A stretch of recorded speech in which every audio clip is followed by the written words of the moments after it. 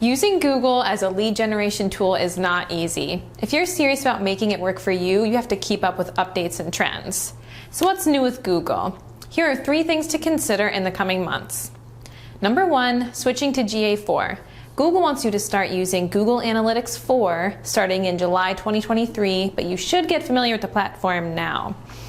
The main differences between Universal Analytics and GA4 are key performance metrics and goals. Ask the Google person on your team to add a GA4 property to your website so you can start collecting data now and use that to determine next year's goals. Number 2, what's new with Google Ads?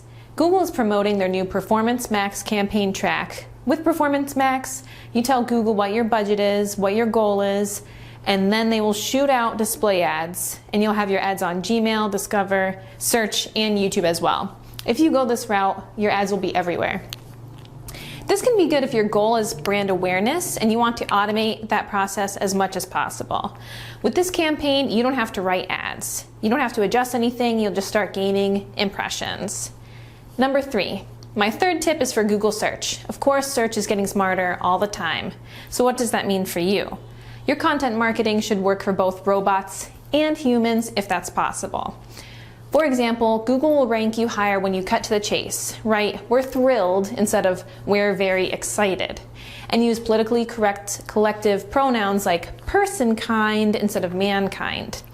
As always, if you have any questions at all, let us know and we will get you on the fast track to success on search, ads, and analytics. Till next time.